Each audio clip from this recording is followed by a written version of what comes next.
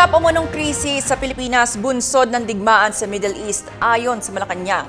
Pero para sa isang senador, ramdam na ang epekto nito sa mga pamilyang Pilipino.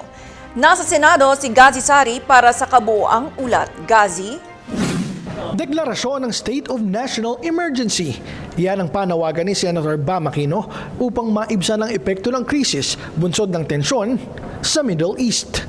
Ayon kay Aquino, nasa emergency level na ang sitwasyon at maraming pamilyang Pilipino na ang nakakaramdam nito. So unang-una, pag may state of national emergency, pwede silang maglagay ng price ceiling sa mga essential goods. Pangalawa, yung ayuda na nilaan namin sa 2026 budget, ilabas na at ibigay na sa transport workers at suporta sa mga MSME. Mahalaga na walang magsasarang negosyo sa panahon ng krisis na ito. At pangatlo, babantayan natin na yung mga ginawa namin sa Senado, pagtanggal ng excise tax, yung giving the President powers to suspend the excise tax, at itong ayudang ito, babantayan namin na mapunta talaga ito sa taong bayan.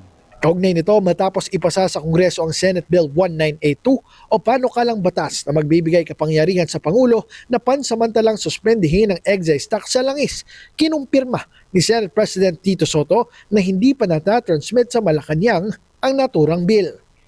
Bagamat itinuturing itong urgent, wala pa umanong transmittal mula sa mababang kapulungan. Samantala, nanawagan naman si Senator Erwin Tulfo sa mga kumpanya ng langis na magkaroon ng absolute transparency at maging tapat sa kanilang expenses sa halip na basta na lamang nagdedeklara ng dagdag presyo dahil sa mga kaganapan sa ibang bansa.